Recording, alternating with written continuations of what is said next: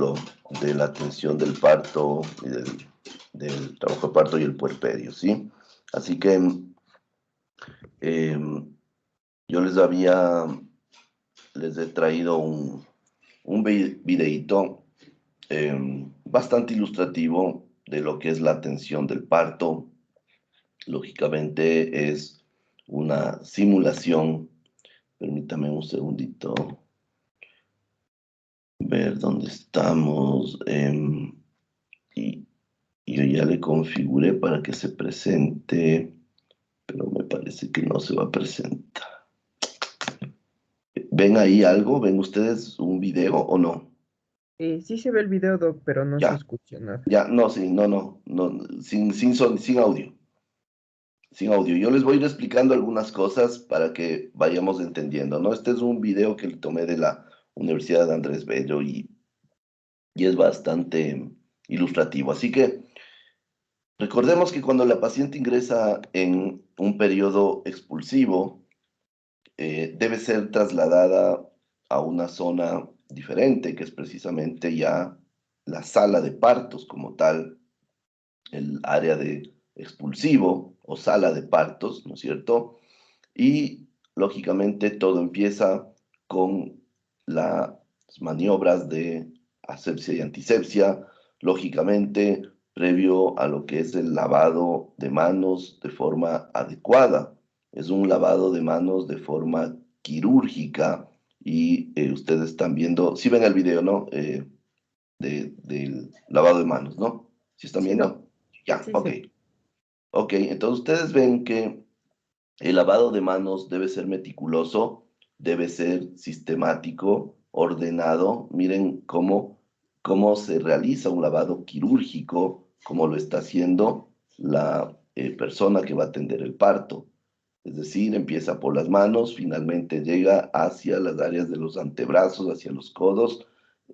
Debe haber una limpieza absoluta de lo que son las uñas y finalmente un lavado en el que ya no se tope nuevamente la mano contralateral, como ustedes ven ahí, ya no se restriega entre sí y así es como se lava las manos para una cirugía.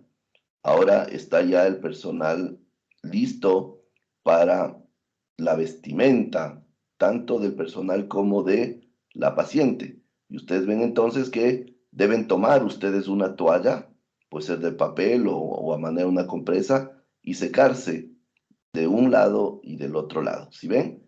El lado que toca una mano ya no tocará la otra mano. ¿Sí? Cada cara es para un miembro superior. Posteriormente a eso, miren cómo el médico se va a vestir. Y entonces la vestimenta es personal, nadie le ayuda. Y ustedes ven aquí algo interesante, que es cómo se evita la contaminación. ¿Y cómo se evita esto? Pues ingresando o vistiéndose desde la parte interna. Ustedes pueden ver ahí cómo se toca, nada toca la mano, o sea, la mano no toca por fuera a la vestimenta. El momento que ustedes tocan las manos, con las manos, mejor dicho, este poncho o esta bata quirúrgica a la parte de afuera, inmediatamente se han contaminado o nos hemos contaminado y por lo tanto debemos solicitar una nueva bata quirúrgica. Los primeros... Híjole, qué terrible. Espérame un ratito. Atenea, ven acá. Ven acá. Ay, terrible. Las primeras ocasiones que uno se viste para la atención de un parto, generalmente hay contaminación.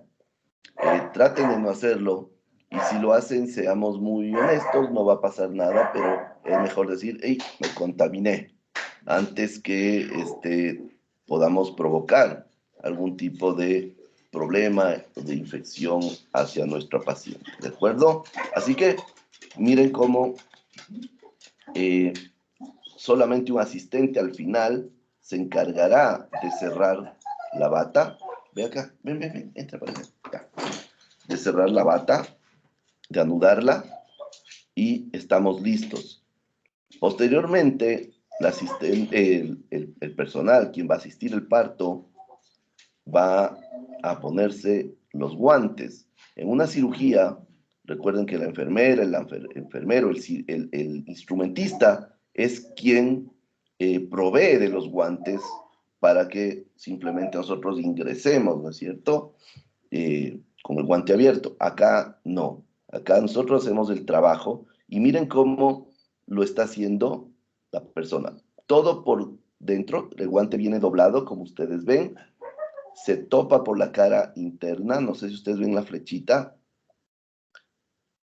ya, y ahora con la mano ya enguantada, ustedes ven aquí, se toma la cara externa y se coloca el guante, ¿de acuerdo? Y así pues no hay contaminación. Posteriormente a esto, la paciente ya está lógicamente en una posición de litotomía en el caso en que haya decidido un parto en litotomía y nosotros por lo pronto vamos a aprenderlo de esa forma. Y nos preparamos para la vestimenta de la paciente. Ustedes ven que es un maniquí, ¿no es cierto? Un fantoma. Y lo que estamos viendo es que ya el personal, la doctora, se ha, se ha sentado cómodamente y ha preparado el instrumental. Ustedes ven ahí el instrumental de atención del parto, como por ejemplo, bueno, esto que está aquí, esta mesita que está aquí, se llama mesa mayo, ¿sí? Para quienes no conozcan, se llama mesa mayo y siempre debe estar con un campo estéril.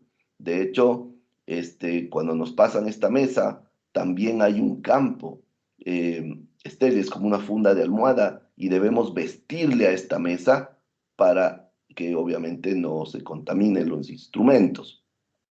Ustedes ven entonces cómo tenemos eh, bandejas, ¿sí? Esta es la llamada media luna, también se la llama el riñón, ¿sí? Que es para depositar en ocasiones tejido, para depositar algún tipo de elemento que debamos posteriormente contar.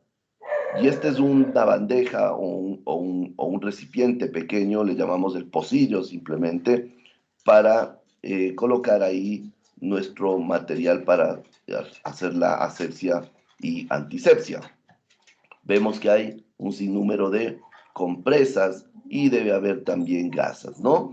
Dentro del instrumental, para la tensión de un parto, normalmente encontramos pinzas que nos van a ayudar en primera instancia para lo que es la realización de la asepsia y antisepsia, como ven aquí, pinzas largas para evitar tocar nuestras manos con la vulva o con los genitales de la paciente.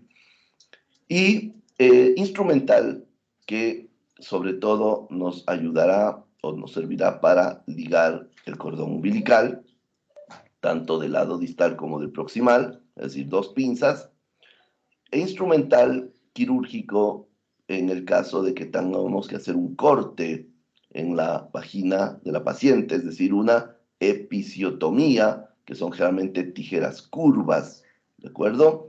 Y el respectivo, la respectiva sutura. Cuando hacemos una sutura, una reparación, recuerden que tenemos que utilizar un material absorbible, no un material no absorbible. Es decir, generalmente utilizamos el Vicryl y todavía se sigue usando el famoso catgut, ¿no?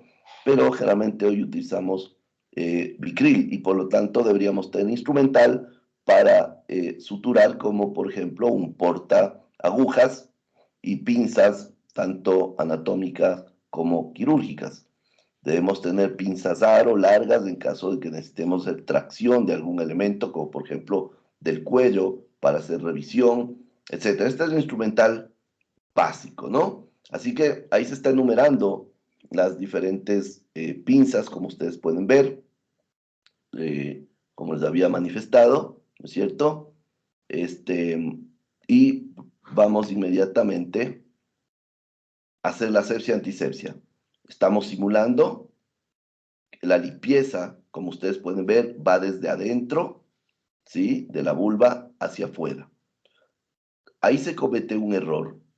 Y claro, esto me había percatado, ¿no? Ahí hay un error garrafal, que es el hecho de que el momento en que tocaste la piel, en cualquier tipo de intervención, ¿no? Tocaste la piel, ya no puedes volver a introducir esa gasa nuevamente al recipiente. Ahí pues obviamente lo contaminaste. Entonces, cuando ustedes hacen la desinfección del campo, es decir, ustedes ven ahí que es una paciente que prácticamente está en expulsivo, ¿no es cierto? Podemos ver la cabeza fetal, esto no siempre pasa. Cuando esto pasa y no han alcanzado a prepararle, lo más seguro es que ya se nos contaminó todo, ¿no? Pero suponiendo que todavía tenemos tiempo y tenemos que limpiar con una gasa y con la pinza, lógicamente, la pinza está muy mal tomada, ¿sí? Parecen estudiantes de octavo, creo, ¿ah? Bueno, con el tiempo van a tener mayor conocimiento del manejo y de cómo sujetar el instrumental, pero es increíble ver cómo esta muchacha no utiliza precisamente las orejitas de la pinza, ¿no? Entonces, bueno, el instrumental entonces, nosotros, digamos, hacemos la limpieza de un lado, ¿de acuerdo? De la vulva, y desechamos al basurero, al recipiente, la gasa. Con la misma pinza, lógicamente, una vez desechada la gasa, tomamos otra gasa que ya debe estar lista aquí, ya debe estar preparada, y nuevamente hacemos el mismo procedimiento hacia el otro lado de la vulva. ¿Están viendo mi flechita? David, hay una flecha ahí, ¿sí la ven? Sí, Doc, sí se ve Sí, la ya. flequita. Entonces, hacen la limpieza al otro lado, ¿de acuerdo? La idea es que lo que es la limpieza de la vulva de la paciente debe realizarse desde adentro hacia afuera, desde adentro hacia afuera. Y finalmente, tenemos que realizar una asepsia, ¿cierto? Eso, ya, al fin, ahí se está haciendo algo positivo, ya, pero ahí no, de adentro hacia afuera. Miren, pero con otra gasa y no depositar ahí, ¿no? Eso es un error. Eso es un error y yo no me había percatado de eso, ¿sí? Recordemos que el área perineal también debe ser limpiada y se debe desechar también la gasa. Eso evitará la contaminación, ¿de acuerdo? La paciente está lista, está realizada una asepsia y vamos a proceder a la vestimenta de la paciente. Lo primero que vamos a colocar es el campo inferior. Lógicamente, en este caso, es un fantoma, pero la paciente despierta o a la paciente despierta se le pide que nos ayude levantando un poquito su cadera. Y nosotros, ustedes pueden ver aquí, este campo, bueno, este campo es plástico, ¿no? Es porque aquí me imagino contiene la llamada funda retrosacal.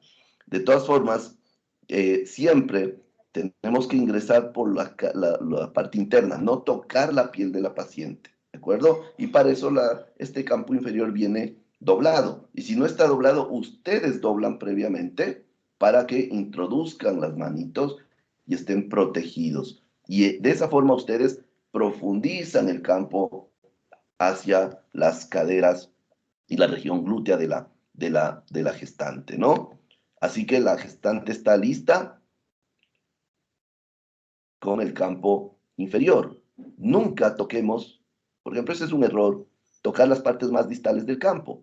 Todo lo que está ya debajo de tus piernas cuando estás sentado potencialmente está contaminado. Así que no deben tocar los campos hacia abajo. Nada de que es que le estoy arreglando bonito, no. Traten de eso hacerlo máximo hasta esa altura, ¿de acuerdo? Posteriormente, miren cómo se coloca un campo superior.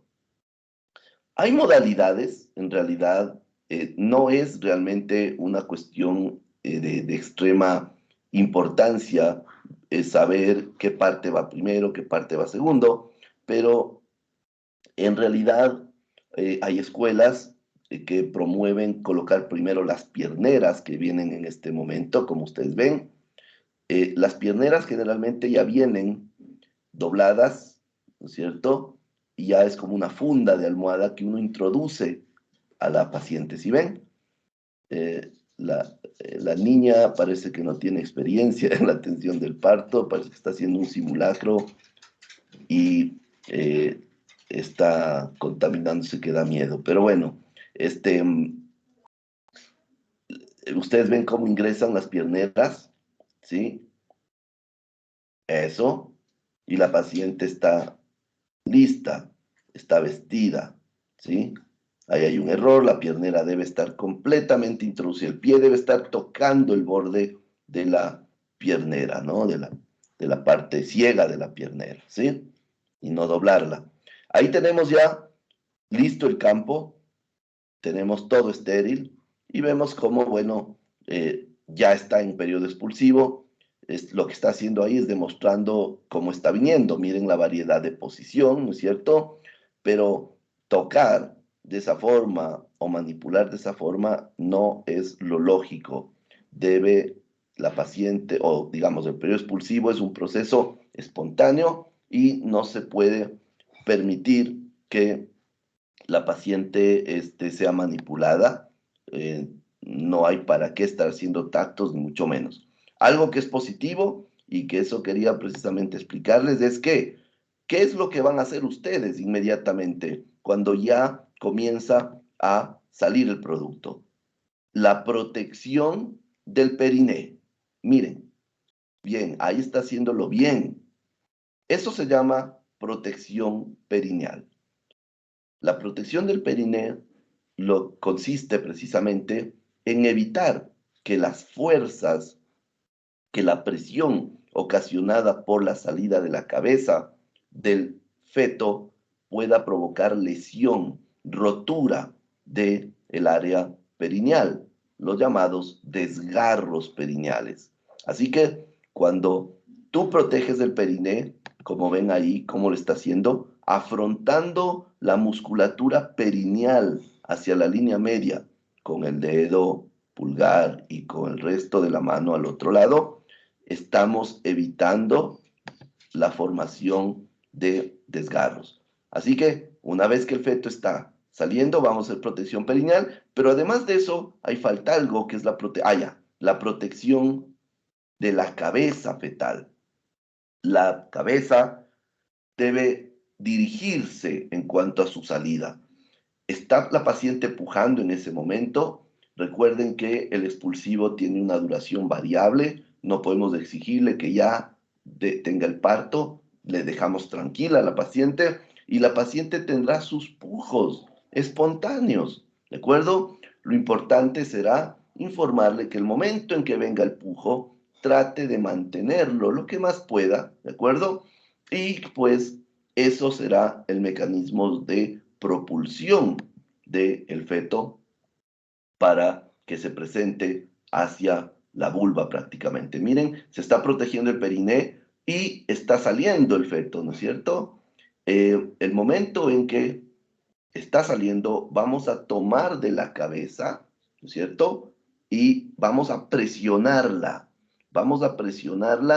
para dirigir la salida y que no salga de forma intempestiva y pueda asimismo provocarse un desgarro, ¿de acuerdo?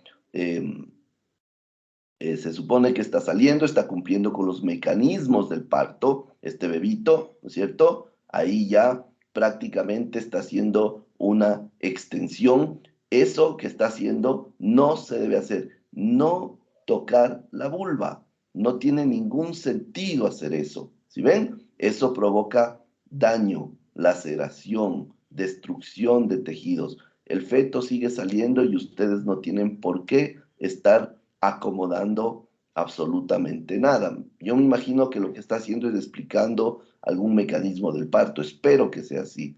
De lo contrario, como docente le pondría cero si está explicando de esa forma cómo se atiende el parto, ¿no es cierto? Así que bueno, ya alguien debe empujar para que empiece a salir, ¿no es cierto? O sea, me refiero a empujar porque es un fantoma.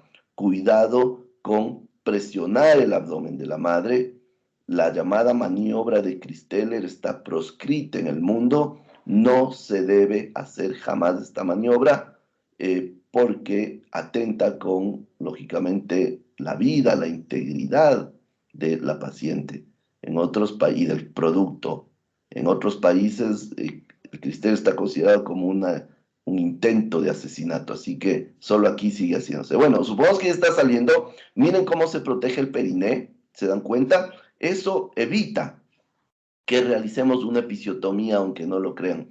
La episiotomía no se debe realizar de forma rutinaria, es muy opcional. Eso no se debe hacer, vuelvo a repetir, no desplazar los labios hacia la parte externa. Como es un fantoma, claro, tal vez es por eso que se está haciendo eso, ¿no es cierto? Pero en realidad el producto se expulsa solo y ha salido la cabeza. No hubo protección perineal, digamos, protección de la cabeza. ¿Por qué no hubo protección de la cabeza? Porque, vuelvo a insistir, es un muñeco y creo que la colega está tratando de sacarle ella, pues, ¿no es cierto? Pero no podemos nosotros sacarle al bebé. La cabeza se protege y saldrá inmediatamente. Y recuerden cómo entonces se produce ya el último mecanismo, que es el de la alineación de los hombros hacia el diámetro antero-posterior. Así que el momento en que ha salido la cabeza, recuerden ustedes que vamos a tener que actuar un poco y hacer que existe un mecanismo de bisagra, es decir, la cabeza la desplazamos hacia abajo para la salida del hombro anterior. ¿Ven? Despacito, suavito, la cabeza hacia abajo. Claro, ahí, bueno, ahí está explicando algo, ¿no es cierto? Y como es un muñeco, pues está medio difícil la cosa, pero con esa maniobra, ¿sí? Ustedes desplazan hacia abajo, hacia el campo inferior al, a la cabecita del feto y va a salir el hombro anterior. Ahí tiene algún problema la doctora. Vamos un poquito más. Ya, supongamos que ahí está. Claro. Ya, ese hombro ya creo que está fracturado ya, ¿no? Bueno, hombro anterior y hacemos para arriba para la salida del hombro posterior, ¿sí? Así no es que va a salir guagua, ¿sí? El bebé sale como mantequillita de una, ¿sí? Y como ven, procedemos a entregarle al bebé con la paciente. Recordemos que existe un proceso que llamamos eh, el clampeo oportuno del cordón umbilical. Es decir, el momento en que hay el nacimiento, vamos a entregarle a este bebé a la madre y normalmente la madre estará descubierta para que pueda inmediatamente iniciar este proceso de succión, no es la lactancia como tal, pero aparentemente unas gotas de calostro pueden ir bastante bien. Pero el cordón sigue conectado a la placenta y al bebé. Y esta conexión lo que hace es que se produzca una mayor transferencia de sangre hacia el bebé. Y esto evitaría la anemia neonatal. Así que el clampeo del cordón se debe realizar el momento en que la paciente, en que el cordón umbilical ha dejado de latir o un tiempo prudente que puede ser entre 1 o 2 minutos. Así que eso de tomar en cuenta, no hacer lo que acaban de hacer aquí, ¿no es cierto? De clampear y ligar inmediatamente el cordón. El rato que se den las pulsaciones, se clampea el cordón y miren cómo con una pinza nosotros vamos a clampear ahí el cordón umbilical e inmediatamente, bueno, el pediatra está ya asistiendo a este bebé, ¿no es cierto? Conjuntamente con la madre, e inmediatamente comenzamos el proceso de tracción contra tracción del cordón umbilical. La tracción contra tracción es el llamado manejo activo del tercer periodo. Aquí empieza el tercer periodo, que es el alumbramiento, y entonces el manejo activo es precisamente traccionar el cordón umbilical firmemente, pero claro, delicadamente, eso sí, y ahí hay un error porque no hay una contratracción. Es decir, en la mano opuesta debe hacer presión hacia cefálica del útero para evitar el prolapso del útero o la inversión uterina. Así que nosotros traccionamos el cordón y contratraccionamos, ¿no es cierto?, el útero para evitar que se nos prolapse. Y así vamos a promover la salida rápida del cordón, de la placenta, perdón, y evitar una hemorragia posparto o evitar una pérdida de sangre. El momento en que está saliendo la placenta, como ustedes pueden ver, claro, es algo, vuelvo a decir, es un tejido no real, pero la placenta se va desprendiendo poco a poco y al final prácticamente ustedes van a hacer una maniobra de torsión de la placenta, van a girarle y girarle y girarle para que las membranas vayan envolviéndose y pueda salir a manera como de una punta de lápiz. Procedemos inmediatamente a la revisión de la placenta. Ustedes ven ahí que prácticamente se ha producido un alumbramiento.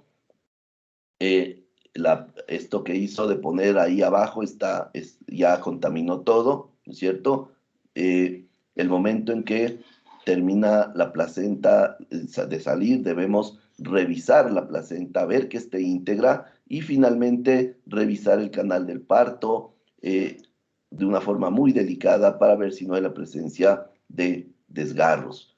Lógicamente, recuerden que el manejo activo interviene el masaje uterino, ¿no es cierto? Y claro, el momento en que ya salió el producto, el momento en que salió el producto, debemos colocar oxitocina, 10 unidades de oxitocina intramuscular como parte del manejo activo del tercer periodo, ¿de acuerdo? Así que una vez que terminó de revisarse la paciente, vemos que el útero está tónico y procedemos al paso de la puérpera, en este caso, al área de recuperación, en donde vamos a tener que realizar controles estrictos cada 15 minutos durante las 2 primeras horas, y este control consiste en la toma de signos vitales, en la estimación del sangrado y el tono uterino, la contractilidad uterina que tenga esta paciente. Posteriormente se le pasará a una habitación, pero el control no termina ahí. Recuerden que la norma dice claramente que debemos hacer un control, o sea, tenemos que controlar al paciente hasta el momento del alta, es decir, entre 24 y 48 horas, ¿de acuerdo? Así que, bueno, espero que haya sido de su agrado este videíto. Creo que era una forma de esclarecer un poquito. Chamo, ya es basta. Llame, ya, chao. Era una forma de aclarar un poquito cómo es la atención del parto, y no en una paciente real, lógicamente, ¿sí? No sé si tienen alguna pregunta al respecto, eh, o dejamos ya ahí. ¿Tienen alguna pregunta? Está claro. Con el tiempo ustedes van a comenzar a tener más experticia. Cuando ya tienen sus 10 partitos, ya van a estar mejor. Pero en un inicio y por cuestiones de pandemia, lógicamente solo podemos mostrarles esto, nada más. ¿De acuerdo? Pero ustedes pueden entrar y ver cantidad de partos en pacientes reales, ¿no? Cómo es lo que realmente se atiende un parto donde las papas queman, como se dice, ¿de acuerdo? Bien, ¿tiene alguna pregunta? ¿Está todo claro? Sí, si no, ya me voy al hospital. Doc, una preguntita. Dime. ¿A qué distancia se corta el cordón umbilical desde el ombligo del bebé? No debemos pensar en la distancia del ombligo del bebé, sino la distancia de la madre al cordón umbilical. ¿De Mm, acuerdo? El momento en que ya hay el nacimiento, la expulsión, inmediatamente pasa el producto donde la madre. Recuerden que el cordón es largo. Esto de los cordones cortos es realmente un mito, y en nuestra población latinoamericana y ecuatoriana, el cordón umbilical es largo. Así que el momento en que entregamos al producto, a la madre, perdón, al bebé, esperamos el cese de las pulsaciones, y más o menos a una distancia de 20, 30 centímetros de la vulva de la madre, vamos a proceder a alargar el cordón umbilical. ¿Sí? ¿De acuerdo?